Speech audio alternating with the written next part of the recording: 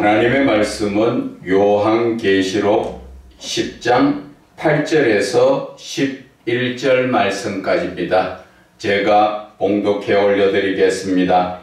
하늘에서 나서 내게 들리던 음성이 또 내게 말하여 이르되 네가 가서 바다와 땅을 밟고 서 있는 천사의 손에 펴 놓인 두루마리를 가지라 하기로 내가 천사에게 나아가 작은 두루마리를 달라 한즉 천사가 이르되 갖다 먹어버리라. 네 배에는 쓰나 네 입에는 꿀같이 달리라 하거늘 내가 천사의 손에서 작은 두루마리를 갖다 먹어버리니 내 입에는 꿀같이 다나 먹은 후에 내 배에서는 쓰게 되더라. 그가 내게 말하기를 네가 많은 백성과 나라와 방언과 임금에게 다시 예언하여야 하리라 하더라. 아멘. 말씀 먹은 자의 사명이라는 제목으로 오늘 하나님의 말씀을 은혜를 나누고자 합니다. 오늘 본문의 말씀보다도 먼저 제가 여러분들에게 말씀드리고 싶은 것은 성경이 66권이잖아요. 66권 성경이 어느 한 부분에 어렵고 아주 중요한 그러한 성경은 없습니다. 성경이 다 하나님 계시로 된 것인데 우리가 요한계시록을 어렵게 생각하고 두렵게 생각하는 것은 그 제목이 계시라고 되어 있고 요한이 하늘의 환상을 보고 거기에서 기록한 것이라고 요한의 계시록이다 이렇게 되어 있으니까 많은 사람들이 계시록을 두렵게 여기고 그것을 손을 대지 않으려고 하니까 이단들이 어떻게 합니까? 요한계시록을 자기의 생각대로 뜻대로 그렇게 풀어서 우리에게 핍박을 하는 것이 참 많습니다. 그런데 이 요한계시록이고 어떤 성경이고 우리 기독교에서 성경을 바르게 알고 풀어나가면 그 끝은 누가 나옵니까? 삼위의 하나님이 나오게 되어 있습니다. 그런데 이단들이 푸는 엉터리 같은 그러한 성경을 풀면 그 끝은 교주, 사람이 나옵니다. 그것이 우리와 다른 것입니다. 그렇기 때문에 요한계시록에 대해서 두려워하지 마세요. 요한계시록만 계시가 아니라 이사야의 말씀도 보면은 계시로 되어 있고 에스겔도 환상을 보고 기록해놨기 때문에 그것도 계시고 성경 모두가 하나님의 계시라는 걸 아셔야 됩니다.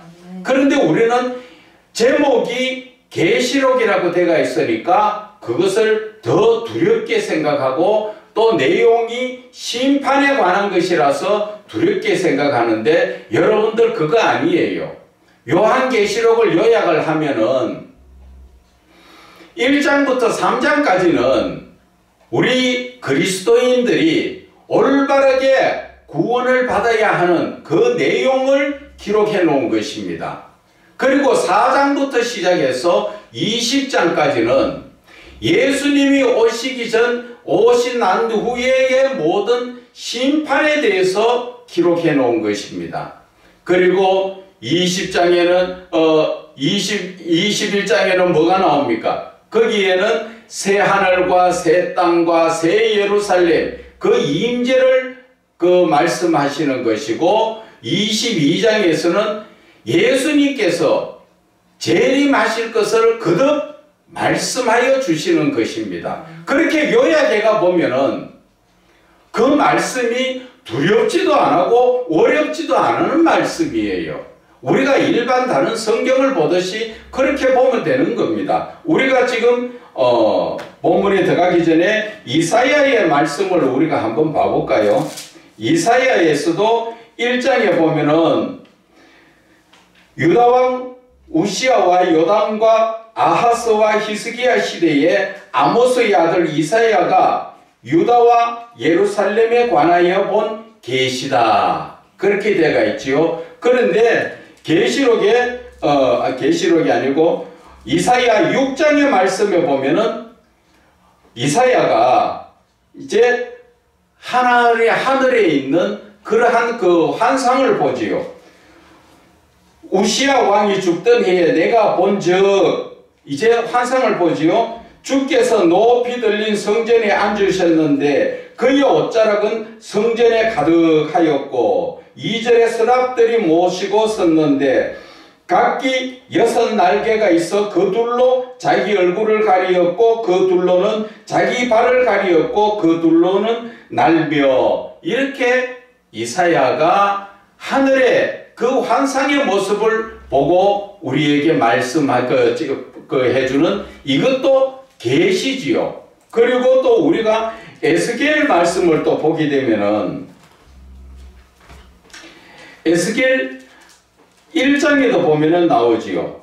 30째 해 넷째 달 초대사에 내가 그발 강가 사로잡힌 자 중에 있을 때에 하늘이 열리며 하나님의 모습이 내게 보이니 지금 뭐를 말씀하십니까? 완전히 지금 하늘이 열리고 보는 걸 이야기하죠.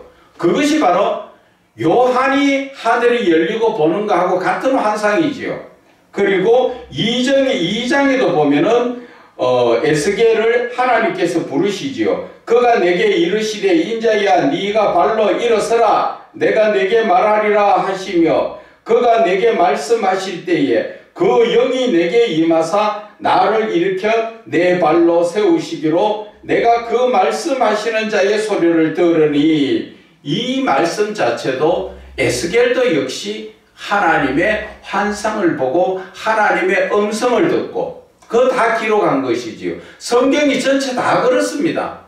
다 그런데 제목이 요한계시록이라고 그것을 심판에 대한 계시록이라고 그것을 아주 두려워하는데 성경은 정말 중요한 성경은 어디에 나옵니까? 첫째는 창세기 1장 6절에서 나오는 그 성경이 참 중요합니다. 그것은 하나님에 관하여서 하나님의 예정하심과 하나님의 창조의 목적과 또 하나님의 경륜, 하나님의 의도, 하나님의 참사랑 이것이 거기에 다 은유적으로 숨겨져가 있는데 그 말씀을 자세히 보면은 정말 은혜가 되는 그러한 말씀입니다. 그리고 신약 성경에 와서 우리에게 주시는 사복음서 그것이 참 중요하죠. 왜? 예수님께서 이 땅에 직접 오셔가지고 우리에게 주시는 모든 말씀이지요. 구원의 말씀, 생명의 말씀, 진리의 말씀인 것입니다. 그 말씀을 따라 살면은 우리가 요한계시록에 나오는 심판에 대해서 내가 온전한 믿음에 서면 심판받을 일이 없지요. 성경 어디에도 봐도 올바르게 믿는 자는 천국에 바로 간다고 되어 있고 우리가 온전한 믿음에 서지 못한 자는 하나님 심판대 앞에 선다고 말씀하고 있는 것입니다. 그렇기 때문에 그 성경의 제목만 가지고 두려워하지 말고 그냥 우리가 일반 성경 보듯이 계시록을 보면은 그 말씀 자체에 내가 처음부터 중압감을 느끼지 않으면 말씀이 다 똑같이 열려지고 또 그 어느 말씀이 어려운 것이 아니라 하나님은 때에 따라서 열어질 수 있도록 말씀이 영적인 말씀이지만 영적인 말씀 가운데서 말씀을 또 숨겨놓은 부분이 많습니다. 그것은 그것을 갖다가 하나님의 의도라고 우리는 이야기하는데 하나님이 뭘 원하시는가 이런 것. 그래서 우리가 한 가지만 간단하게 짚자면은 선악과 나무에 대해서 거기에 대해서 하나님이 왜 선악과를 그 동산 중앙에 두셔가지고 따먹지 말라고 말씀하셨지만 따먹을 것을 모르고 거기다 두신 것이 아니라는 것이지요. 그러면 그 하나님의 의도가 어디 있느냐? 하나님의 어떠한 하나님의 의도를 가지고 그 동산 중앙에 선악과를 두셨는가? 그 말씀을 깊이 묵상하면서 들어가면 하나님의 창조의 목적과 하나님의 경륜이 거기에서 나오는 것입니다. 그렇기 때문에 말씀 자체가 사실은 하나님에 대해서 하나님이 우리에게 뭘 말씀하시는가를 성경 자체를 들고 보려면은 창세기가 그래서 중요한 것이고, 또 신약에 와서는 사복음서, 예수님께서 이 땅에 우리에게 뭘 말씀하시는가가 중요한 것이지요. 요한계시록의 그 심판, 하나님이 하시는 심판은 우리가 피할 수 있습니까? 피할 수 없어요. 그것은 그냥 그대로 받아들이면 되는 거예요. 그것을 억질로 계시라고 해서 막 풀어가지고 잘 모르는 사람한테 윽박 지르고 그렇게 하면 안 된다는 것이지요.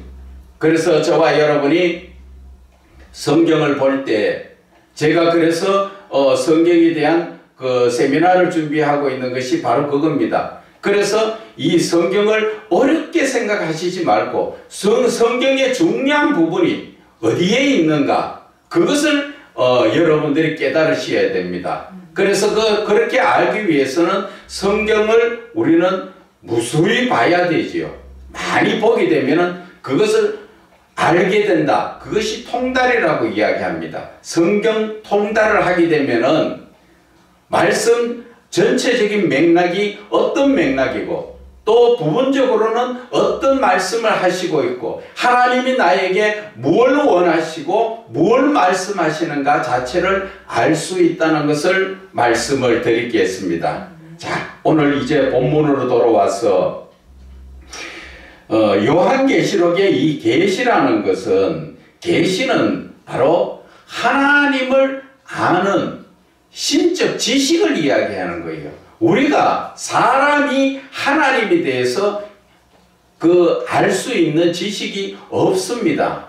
사람으로서는 도저히 하나님에 대해서 알 수 없지만은 어떻게 합니까? 성령님께서 오셔서 깨닫게 해주시고 우리를 생각나게 해주시고 말씀 가운데로 깊이 들어가게 하심으로써 우리는 이 하나님의 말씀을 깨달아 알게 되는 거예요. 그래서 성령님을 통하여서 우리는 환상을 보게 되고, 또 하나님의 음성을 들은 것을 우리가 전하는 것을 바로 그것이 계시다, 그렇게 우리는 표현을 하는 것입니다. 그렇기 때문에 계시라는 자체에 두려움을 갖지 말고 성경 자체를 편안히 누구를 본다고? 하나님을 만나는 그러한 모습으로, 그러한 마음으로 우리가 성경 가까이 가시기를 바랍니다.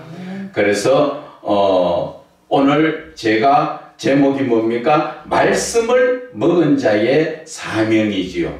말씀을 먹는다는 건 뭐예요? 하나님을 만나고 하나님의 음성을 듣고, 또 아니면 하나님 말씀 가운데서 그 말씀을 내가 먹어야 된다 하는 것을 말씀을 드립니다. 자, 그러면 하나님의 말씀을 우리는 어떻게 먹을 것이냐 하는 것입니다. 오늘 사도 요한은 하나님 앞에서 작은 두루마리를 받아서 그것을 먹었지요. 그것을 먹었는데 먹을 때는 맛이 어땠어요? 입에서는 달더라. 그것이 바로 하나님의 은혜와 사랑의 말씀이기 때문에 내 입에 들어갈 때 그 구원의 말씀은 입에서 참 달더라. 그런데 뱃속에 들어가니까 쓰더라. 그렇게 나오죠. 왜 뱃속에 들어가서 쓸까요? 그 말씀을 내가 먹고 소화를 시키려고 그 말씀 자체를 완전히 분해해서 보니까 그 말씀이 사도 요한이 봤을 때 심판의 말씀이라서 그 말씀이 속에서 쓰리더라. 왜? 앞으로 우리가 받아야 될 그 심판의 말씀이 내 속에 들어오니까 사도로서 복음 전하는 자로서 얼마나 마음이 아프겠어요. 구원을 하고자 복음을 전하지만 그 복음의 말씀을 받아들이지 않고 하나님 심판대에서 지옥으로 가는 그러한 모습의 말씀을 전하려고 하니까 그 말씀이 쓰더라, 내 마음이 상하더라, 그러한 말인 것입니다. 그런데 우리가 이 말씀 속에서 하나님의 주시는 모든 말씀을 우리는 먹고 뱃속에서 소화가 되듯이 그 말씀을 전체적으로 이해를 할 줄 알아야 된다, 그 말입니다.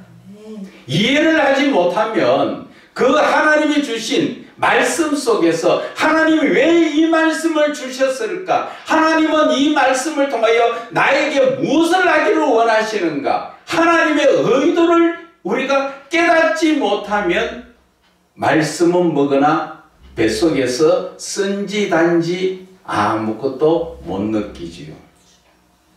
우리가 신약 성경에 보면은 예수님께서 복음을 전하시고 이 동네 저 동네 다니실 때 많은 무리들이 예수님을 뒤따라 다니면서 밀고 다녔지요. 밀고 다닌 사람들, 놀라운 역사들 일어났습니까? 예수님 몸에 손을 댔지만 아무리 손을 대봐도 아무 역사 안 일어났죠. 그러나 12해 혈루증 여인은 간절한 마음에 예수님의 옷깃에만 손을 댔는데도 놀라운 역사가 일어났잖아요. 바로 그것이 영적으로 말하면 하나님의 말씀을 먹어도 내가 완전히 이해하지 못하면 하나님의 능력이 나를 통하여 나타나지 않는다는 것입니다. 그러나 하나님의 모든 말씀을 내가 그 말씀을 바르게 먹고 이해를 하고 하나님의 의도를 알 때 하나님께서는 바로 나를 통하여 놀라운 역사, 혈루증이 마르는 놀라운 역사를 누가 합니까? 하나님께서 하신다는 것입니다. 그것이 바로 말씀을 먹는 것입니다. 말씀을. 그래서 우리가 하나님의 말씀을, 성경을 보고 또 목사님들의 말씀을 듣고 해나갈 때 그 말씀이 내 말씀이 되려면은 내가 귀에 듣고 여기에서 내가 눈을 봤다고 내 말씀이 됩니까? 아니죠. 그 말씀이 되려면은 시편 1편의 말씀처럼 주야로 하나님의 말씀을 묵상하되 기뻐하면서 그 말씀을 묵상을 해야 된다는 것입니다. 내가 그 하나님의 말씀을 묵상할 때 그때 성령께서 나에게 오셔서 그 말씀을 열어주시는 것입니다. 말씀을 묵상한다는 건 무슨 의미입니까? 내가 말씀을 간절히 알기를 원하고 있을 때 성령께서 놀라운 역사로 우리의 마음속에 오셔서 그 말씀을 깨달아 알게 하는 것입니다. 그리고 두 번째, 우리가 말씀을 내가 먹는다는 것은 우리는 성경을 볼 때 어떻게 봅니까? 그저 하나님의 말씀이구나, 그래서 그냥 읽지요. 그래서는 안 됩니다. 성경은 바로 요한복음 1장 1절에 말씀이 곧 하나님이라 말씀하셨잖아요. 말씀이 하나님이라는데 우리는 말씀을 대할 때 글씨로 대하잖아요. 일반 책처럼 그렇게 볼 때가 너무나 많지요. 그렇게 보니까 성경이 역사가 안 일어나고 성경을 통하여서 하나님 역사가 안 일어나는 것입니다. 성경은 분명히 하나님이십니다. 말씀 자체가 하나님이십니다. 내가 성경을 대할 때 내가 지금 글자를 대합니까? 하나님을 대합니까? 하나님을 대한다는 것을 알아야 돼요. 내가 지금 말씀을 볼 때 하나님과 지금 대면해가 있다는 것을 아셔야 돼요. 그래서 하나님께서는 우리에게 뭐라 하십니까? 신목사 이래 해야 된다.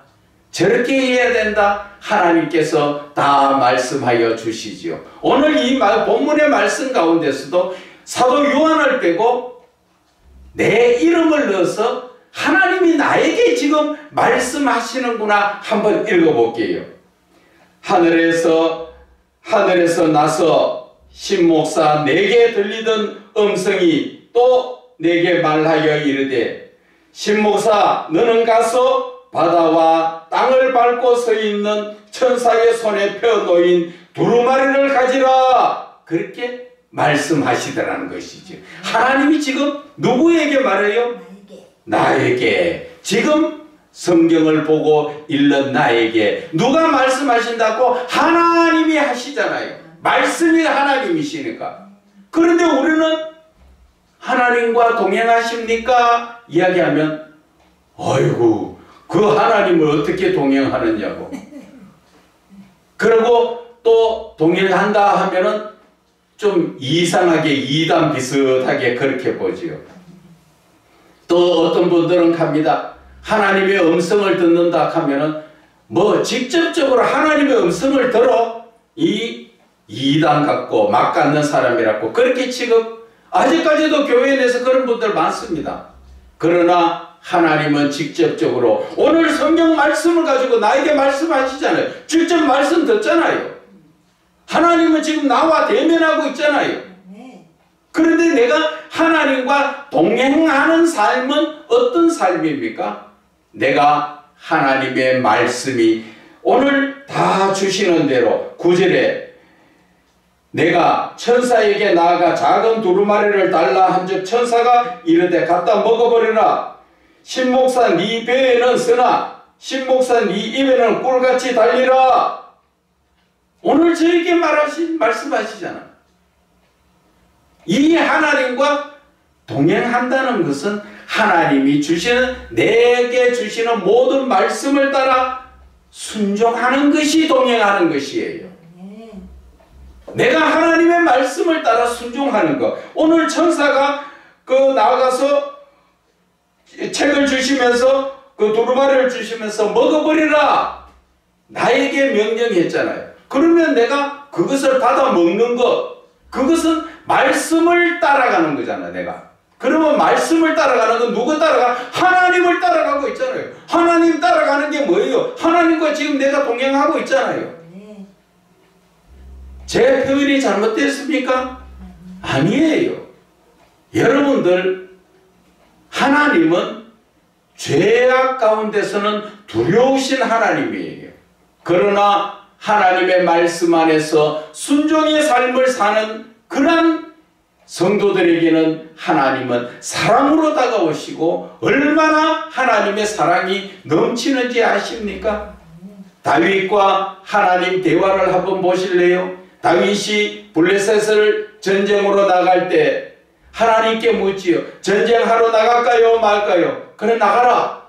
그래서 또 한 번 더 물으니까 하나님 앞에 하나님이 그래 가라. 이기게 할 것이다. 그런데 네가 갈 때 그냥 가지 말고 내가 먼저 앞에 가가지고 다 정리해 놓을 테니까 머리 위에 뽕나무 소리 그 발로 소리 나거든. 그때 나오너라. 하나님은 우리를 정말 사랑하는 어린아이들처럼 엄마 품에 안겨 있는 아이들처럼 그렇게 사랑하시는 거예요.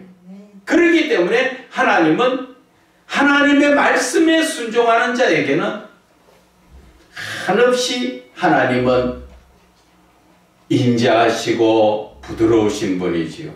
그래서 하나님은 아담에게 뭐라 하십니까? 아담아 너 어디 있느냐? 얼마나 하나님의 사랑으로 부르십니까? 그런데 죄가 들어오니까 그 사랑의 하나님을 대면하지 못하고 숨어버리지요. 내가 버섯으로 숨었습니다. 누가 그 열매를 따먹으라 했느냐? 바로 그렇게 죄가 시작됐지요. 그래서 예수님께서 이 땅에 오신 것은 우리에게 무엇을 하시러 오셨습니까? 하나님과 나 사이에 화평의 관계, 화목을 이루시기 위해서. 내가 하나님 앞에 바로 나가지 못하는 것은 죄를 지었기 때문에 아담처럼 숨지요. 그러나 예수님은 그 죄를 다시 사하여 주시고 회복해 주시기 때문에 내가 하나님 앞에 나와서 아버지 그렇게 부를 수 있는 거예요. 그런데 저와 여러분은 아직까지도 죄의 문제 제대로 해결하지 못하고 아버지라고 부르십니까? 하나님 응답하시겠습니까? 이사야의 말씀처럼 네 손에 피가 가득하다, 네가 죄가 많다, 그 말씀인 것입니다.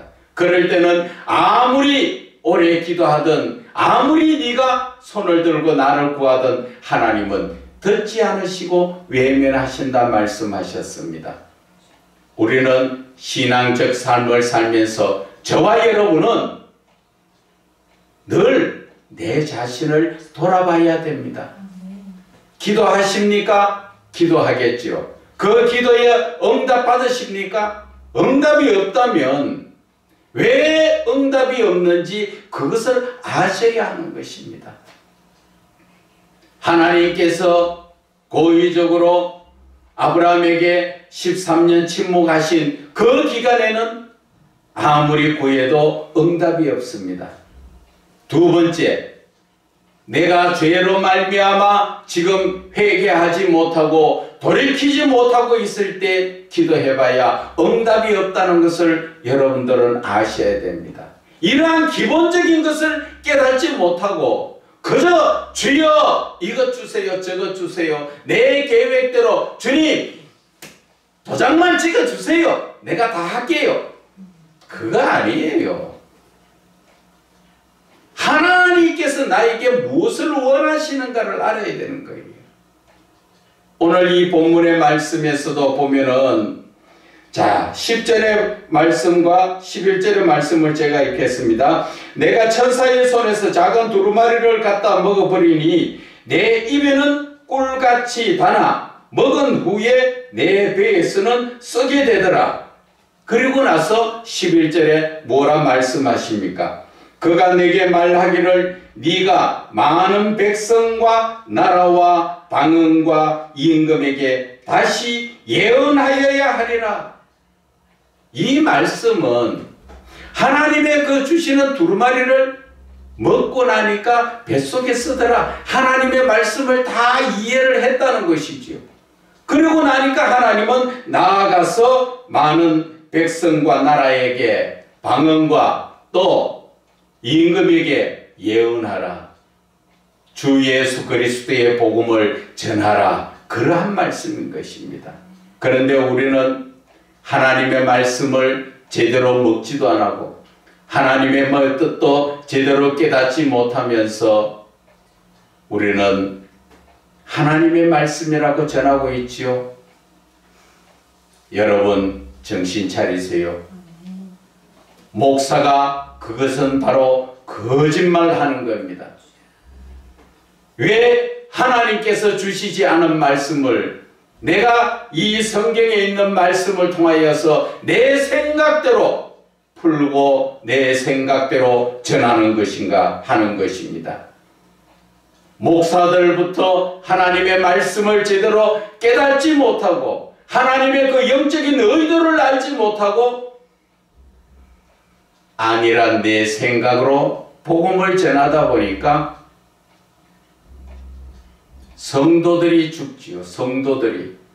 목사가 바로 서지 못하면 성도가 바로 서지 못하는 겁니다.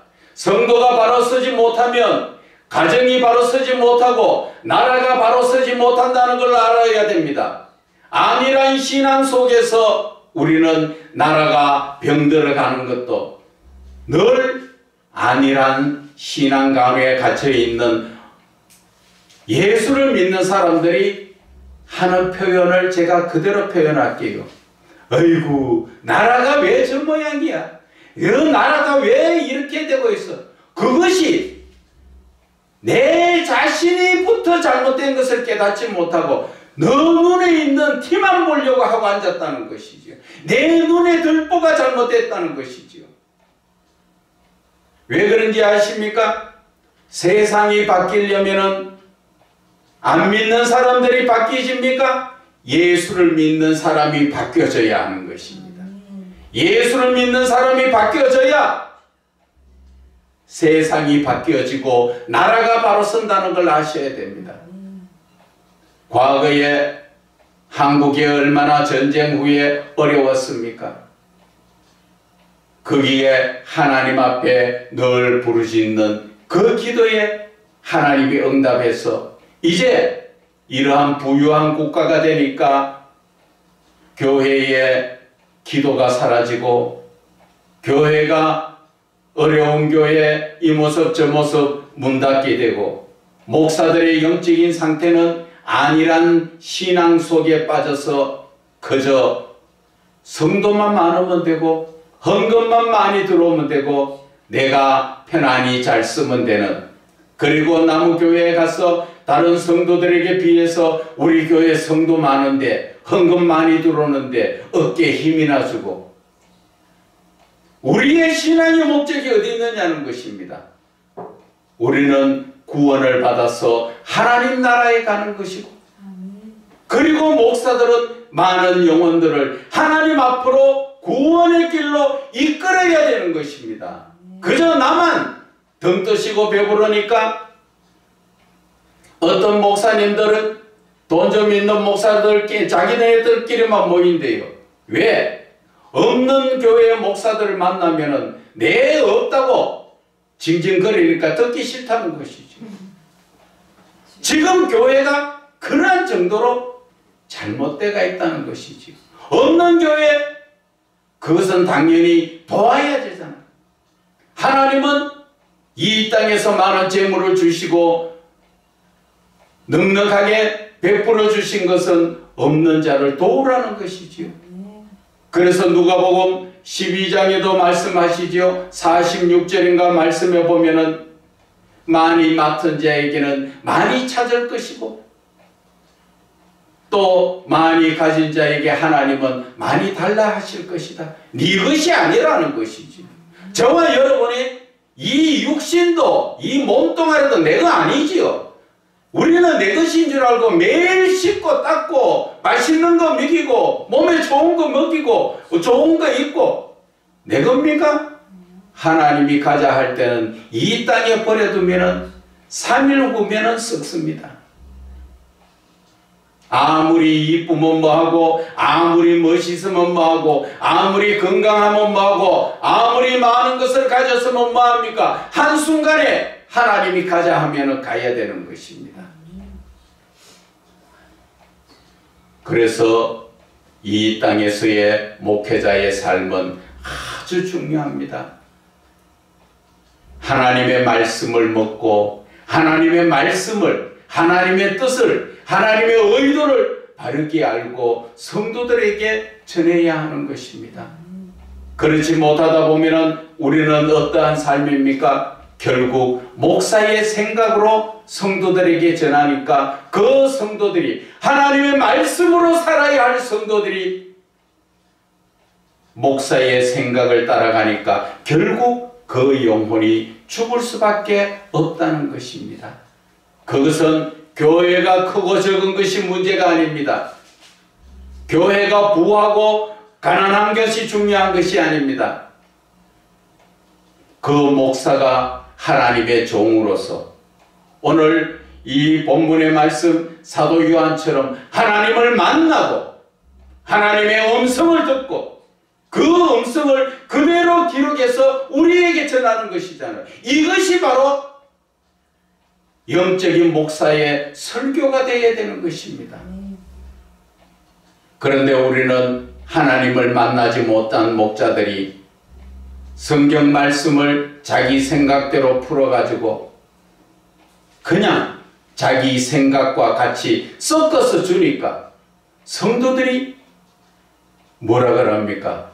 사람을 바라보고 사람한테 인정받기 원하고 인정에 이끌려 살다 보니까 결국은 멸망당하는 그러한 신앙이 되는 것입니다. 그것을 다시 다른 말로 이야기하면은 목사를 바라보고 목사한테 인정받고 목사한테 인정에 끌려서 그 교회에서 종로로 다 살다 보니까 예레미야 14장 16절에 그런 잘못된 목회자의 예언을 듣는 자는 같이 멸망당하리라고 말씀하셨는데 여러분들 두렵지 않습니까? 내가 지금 교회에 나가서 목사들의 말씀을 들을 때 저 목사의 말을 듣고 잘못하면 지옥 가는지 올바른 목사로서 천국 가는지 그 영적인 분별도 되지 못하고 아무 교회나 그냥 가서 머리 내밀고 조금 잘해주면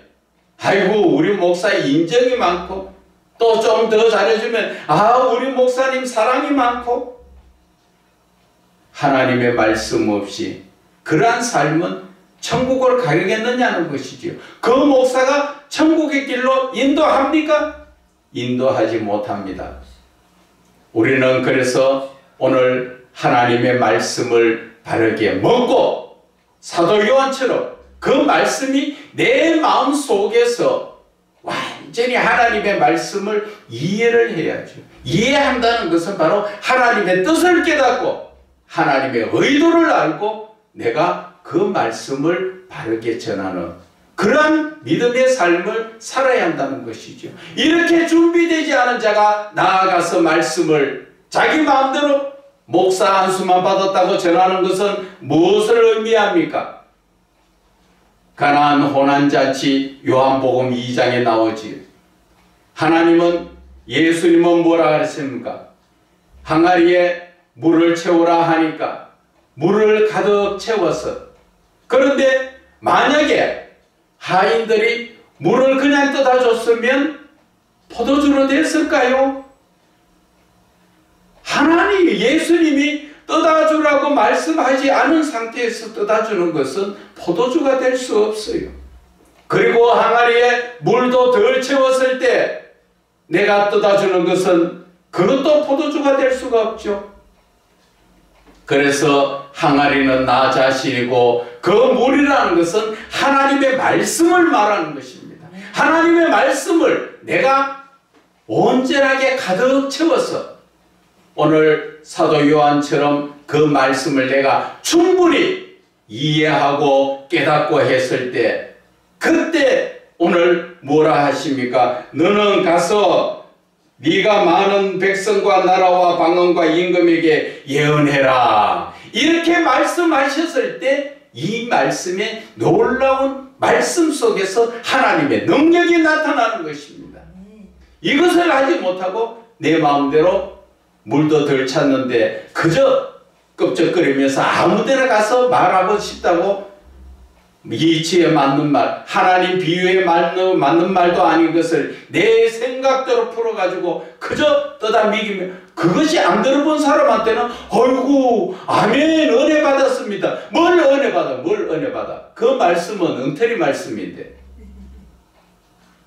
그래서 그런 말씀을 전하는 사람이나 먹는 사람이나 같이 어디에 간다고요? 지옥불에 갈 수밖에 없다는 것입니다.